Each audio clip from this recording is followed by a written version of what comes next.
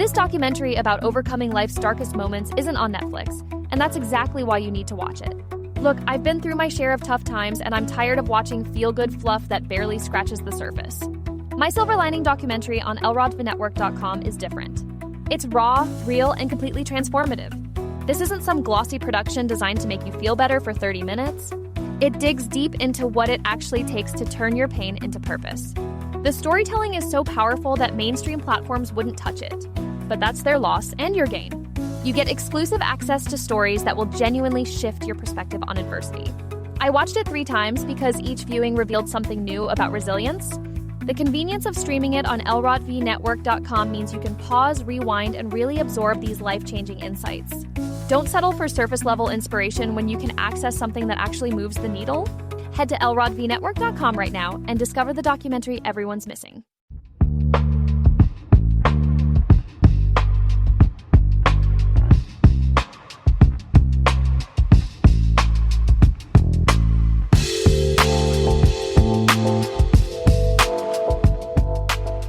Hello, everyone. Welcome to this week's episode of Thirsty Topics. I'm Lauren Selrod. And I am Meryl Klimo. Hey, Meryl. Hi, New Year, same us. Happy New Year to you. Happy New Year, yay! Now, were you actually up at midnight? You know what? I was up at midnight. I was playing the music. I was dancing, having a great time. How about you? Really? Oh, that's so good.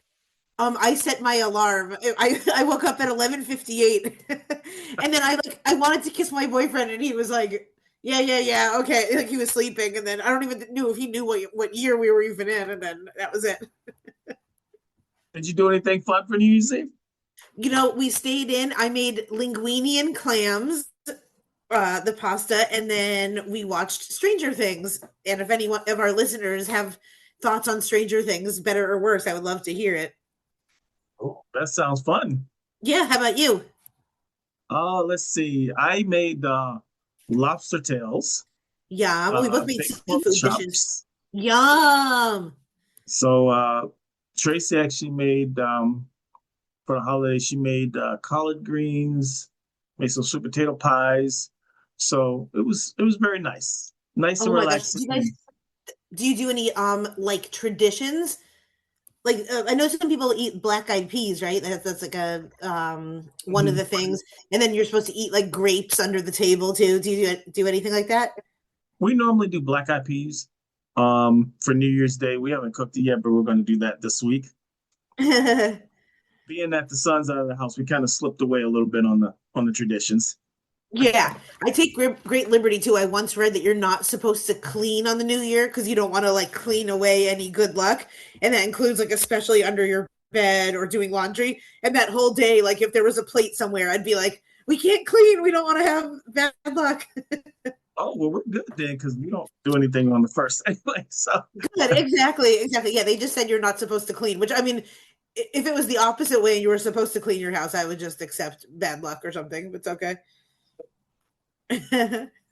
Well, speaking of the New Year's, my first topic is actually a very fun one. I would like to know from you, Meryl, what was your favorite moment of the Dick Clark's Rockin' Eve? Ooh, that's a good one. I would say not really like a Dick Clark thing as much as more just the bloopers and the fact that since so much of it is like live or a very short delay, like you never know exactly what's going to happen with either the hosts or like any of their guests that they have on. Like some of just the musical acts in the past, like a Mariah Carey or a whoever, where the sound is bad, it's cold, and it's just, you know, like everyone has their attitudes, and like I love stuff like that. So I would say maybe like the short answer would be the surprise elements of recording live. Nice. What about you? Mine was actually, I watched the Dick Clark's New Year's Rockin' Eve with Ryan Seacrest, and it was really nice. My favorite part, have you heard of DJ Cassidy? No.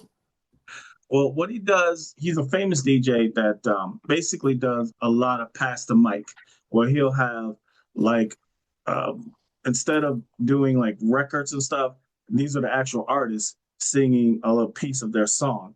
So it's like a live mix. Oh, So he had on there, he had Busta Rhymes, Wyclef Jean, and then T.I. cool.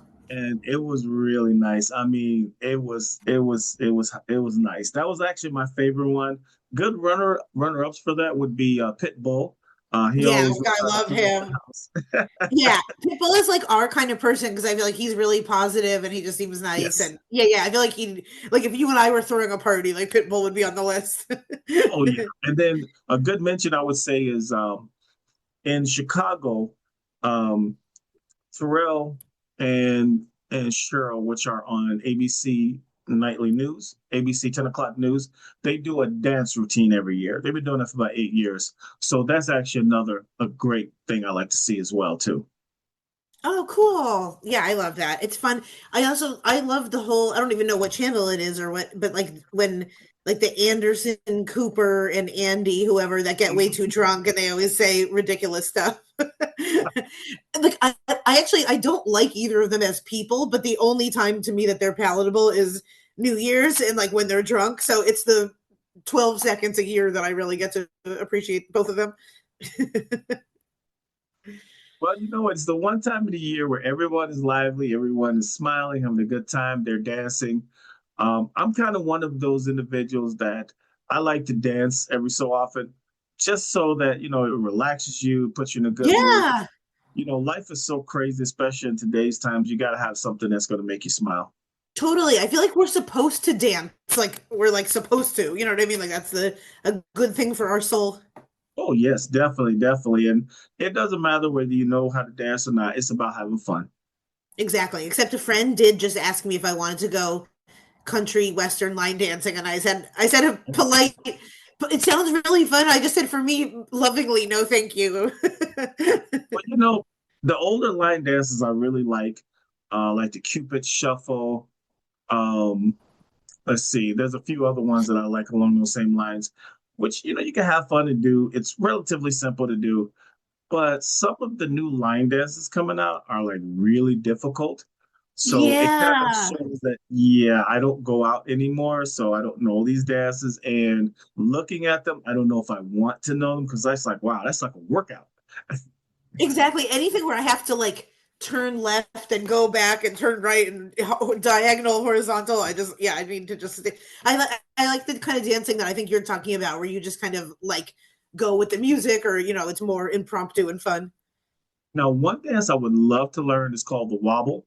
And it looks really cool, but I'm like, do I really want to learn this? Because there's a lot of steps into it. And, most of the dances kind of mimic each other in a slight way. Yeah. Because when you turn it to the right, turn it to the left, you go back, you go forward.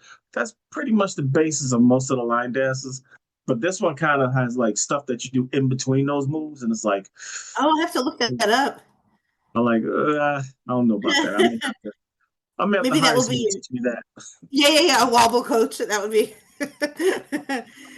Well, not to bring the we're such a good mood now. Of course my first one is like a depressing one, but we'll move on and get happy from it after this one.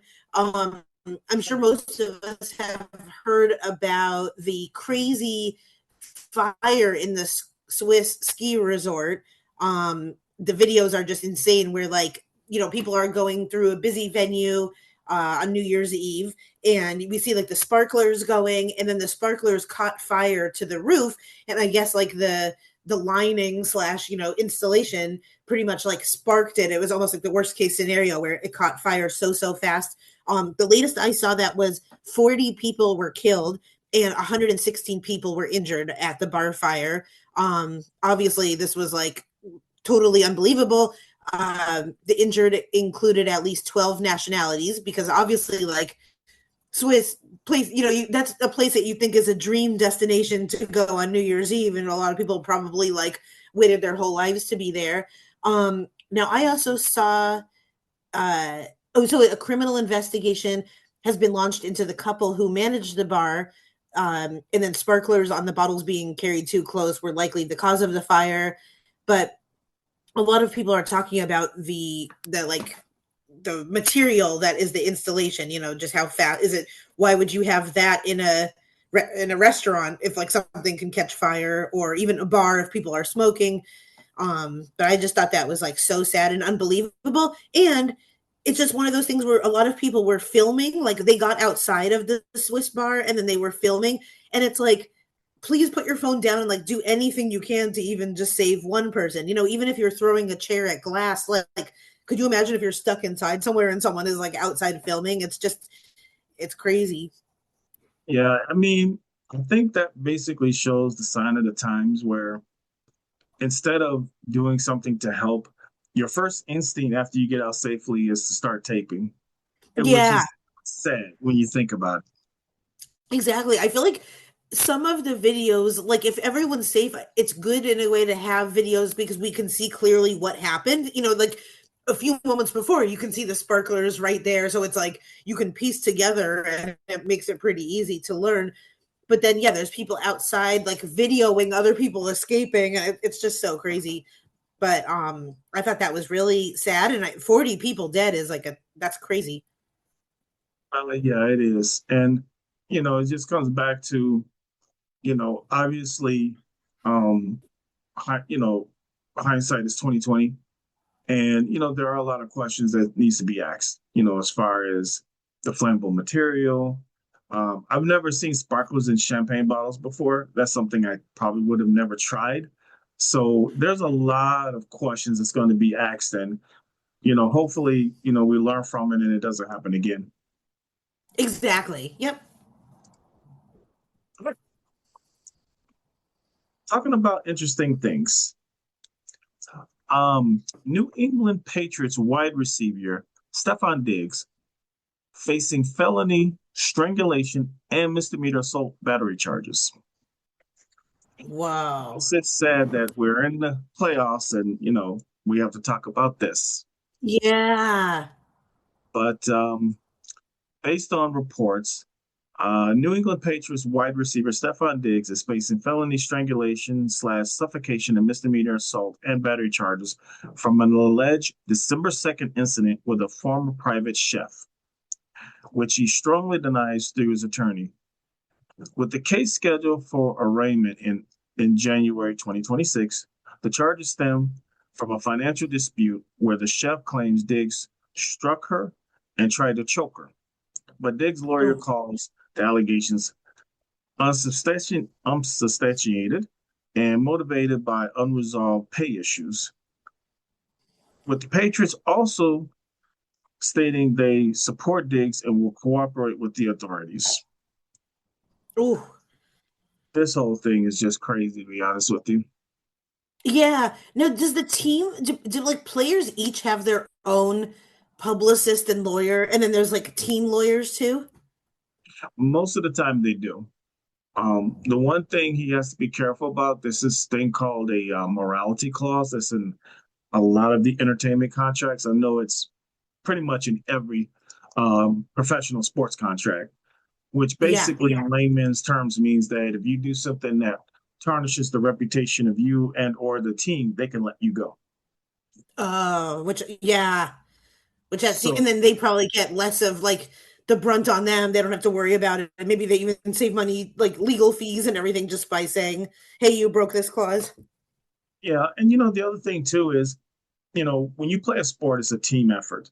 So even stuff you do off the field can affect the team itself, because if you're an integral part of a team that's trying to make the playoffs, or you're in the playoffs, or let's say you start the season, by you getting kicked off the team or suspended, that affects the team because now they're down one less player, one less key player.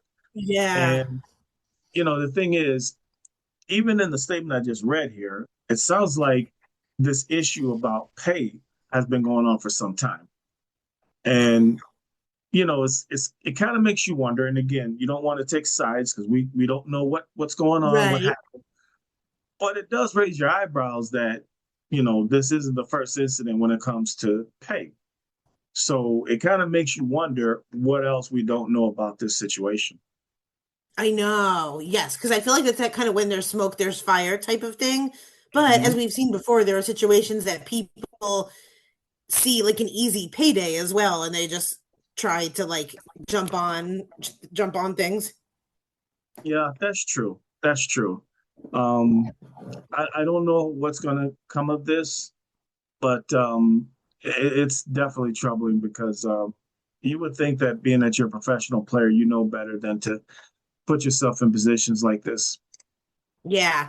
I feel like the Patriots are like they're definitely one of the there's always like a few teams that are stirring up trouble.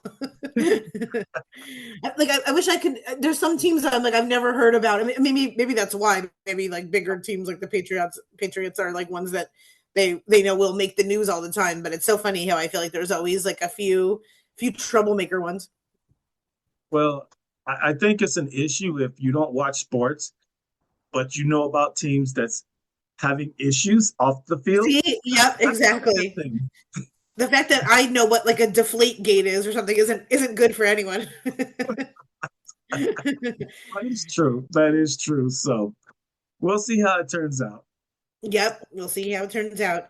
Well, I thought this was so funny. There was a People article about 2026 baby name trends from a professional baby name consultant, Colleen Slagan, aka Naming Baby.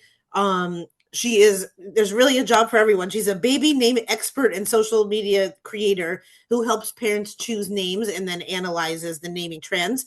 So a few of her predictions for 2026 were names that are brief and feel like cool, in quotes, with minimal nickname pressure.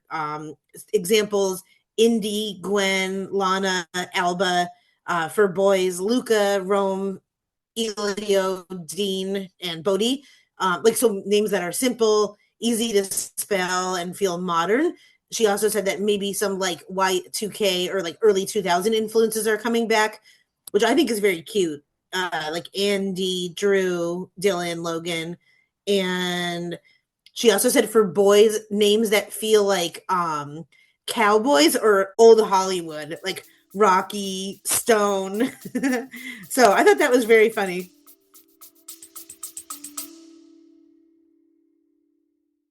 This documentary about overcoming life's darkest moments isn't on Netflix, and that's exactly why you need to watch it. Look, I've been through my share of tough times, and I'm tired of watching feel-good fluff that barely scratches the surface. My Silver Lining documentary on lrodtvnetwork.com is different. It's raw, real, and completely transformative. This isn't some glossy production designed to make you feel better for 30 minutes.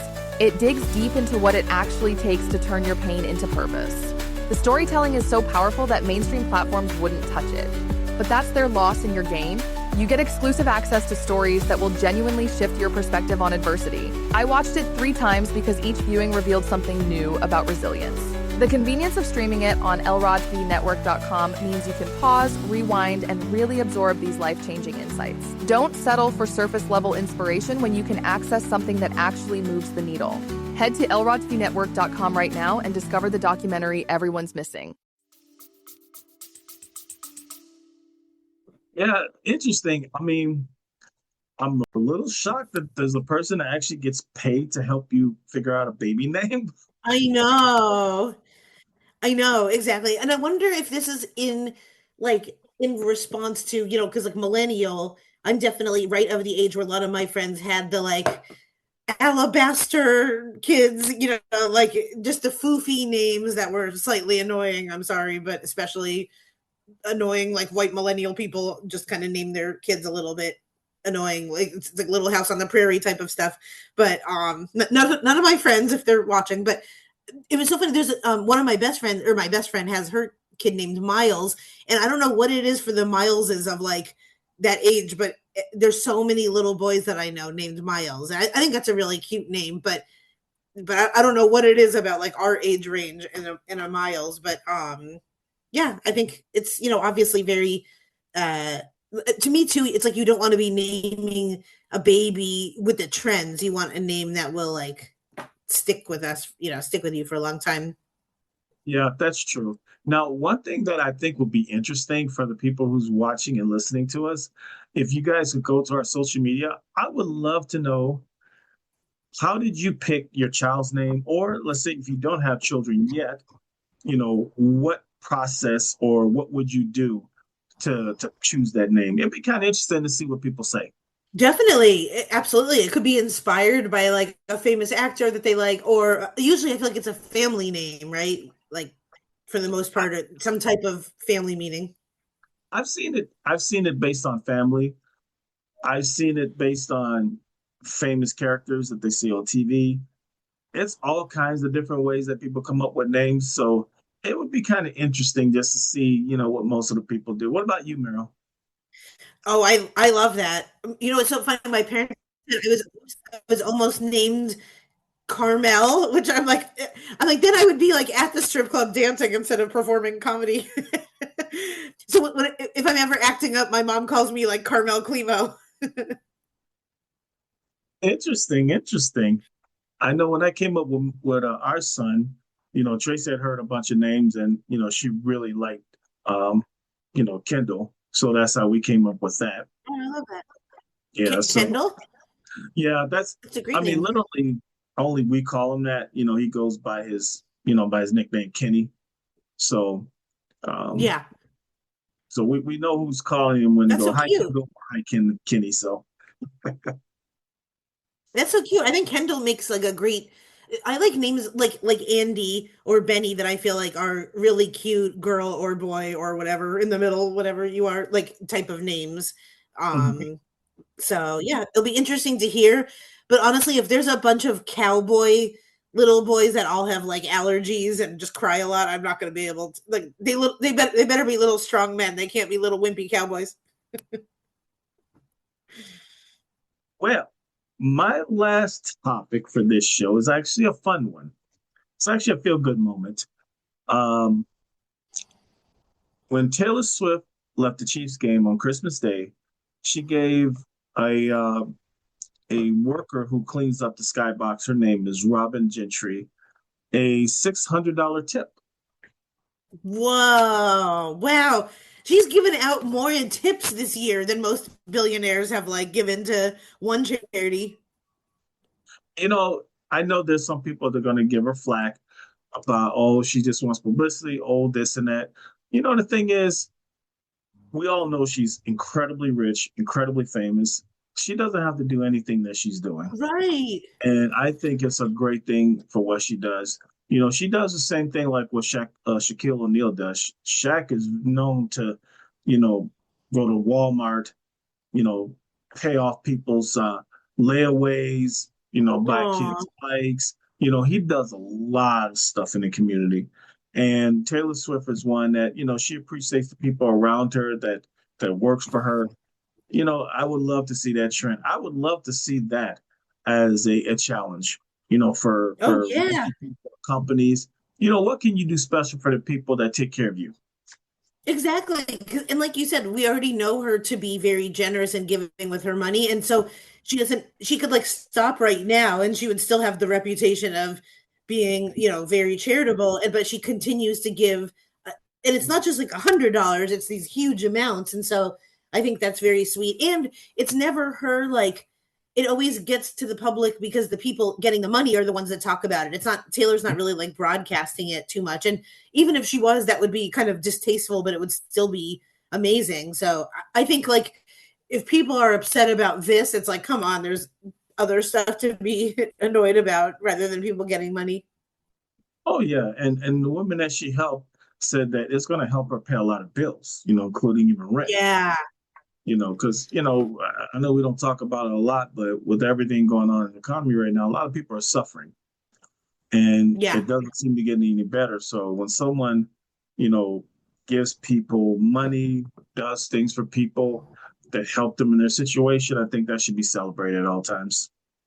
I do too. I saw someone. I would probably do this too, where I think she gave them in different $100 bills, and someone Yes. said that they kept the 500, but then they like framed one of the 100 because that's a really cool like thing to have hanging from your wall is like $100 that was like tipped to you by Taylor Swift. And because people know who she is and there's evidence that this happened, she could probably auction that off years from now and make a lot more money. I know. I wonder like how would you like say that that's definitely the one though. I don't know. Like how do they mark that bill happened? I don't know. They'd have to like have Taylor's DNA on it or something. Yeah, that's true. That's true. But you know what? There's probably somebody out there that's a bigger fan that would pay the money for it. Yeah. Yep. Well, my last one for today is also music related, but a little bit of a older generation, which you and I probably both were part of. Did you watch MTV growing up? Oh, absolutely. Yeah, It was me one too. of That my was favorite definitely channels.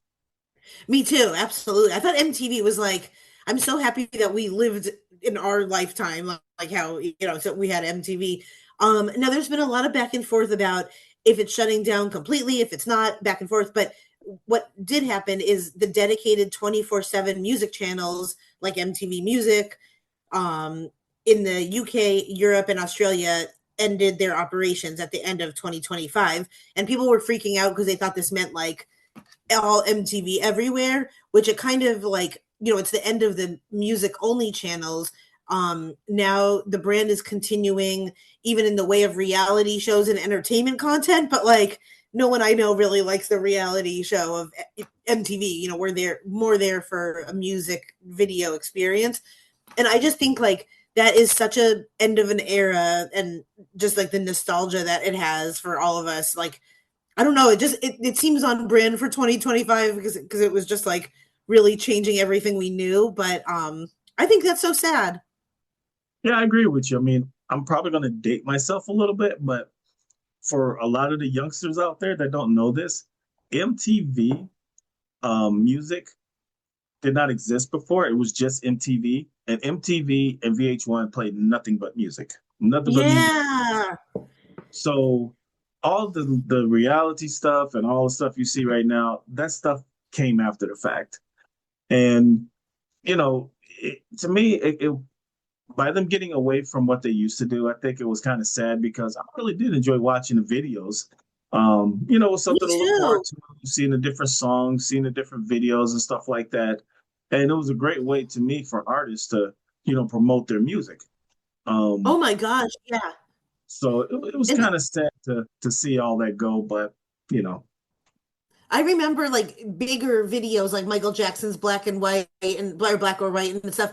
And it would just, we would gather around. It would be like an actual cultural event where we would, everyone, the way that we all talk about like Stranger Things or Super Bowls or whatever, we would all be home and gathered around the TV and then talk about it. And I mixed the artistry of that and seeing the music with the video and like seeing how the artist wants to portray that song, I think mhm. was very special. And you know what? It was also a platform for either unknown or underrated artists to get on there because I remember Two Live Crew was on there, Yeah. and Two Live Crew had this one song, uh, "All Me So Horny." I'm not going to say on the air what it's about; just look it up. But Yep. but basically, this song was number one for what a month or two straight, and basically they got a lot of flack because of the lyrics in that song. I mean, it's not for everybody's cup of tea, but it was one of the groundbreaking songs to me that really kind of let artists be able to express themselves. Yep. And, you know, again, it's not everybody's cup of tea, but I don't think that music should be censored as long as it's not talking about hurting anyone or anything like Yeah. that. If it's, talking sexual, vulgar, whatever, okay, just don't listen to it. Um, but again, I think it's really important that we're kind of careful on censoring things because that culture of censor culture has kind of gotten out of control lately. To me, it is. Definitely. Yeah. And I think MTV inspired a lot of like not only musicians, but music journalists, people that maybe wanted to make a music video one day, like a director, like I definitely became passionate about a lot of more entertainment stuff after watching MTV. So, yep, just another casualty of our current modern society. It's okay. It's true. Well, that's okay. We're going to put a smile on our face. Tell us, Meryl, what do you have coming?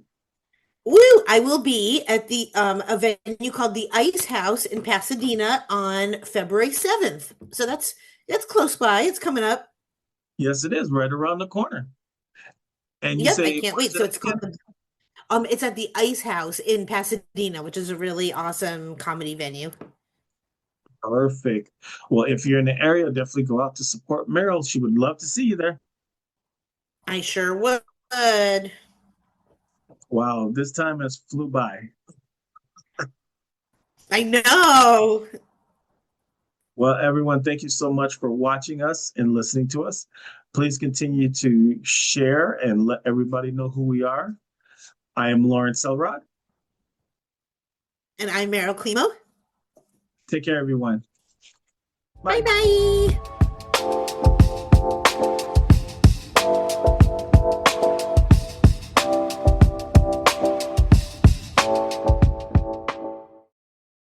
This documentary about overcoming life's darkest moments isn't on Netflix, and that's exactly why you need to watch it. Look, I've been through my share of tough times, and I'm tired of watching feel-good fluff that barely scratches the surface. My Silver Lining documentary on lrodthenetwork.com is different. It's raw, real, and completely transformative. This isn't some glossy production designed to make you feel better for 30 minutes.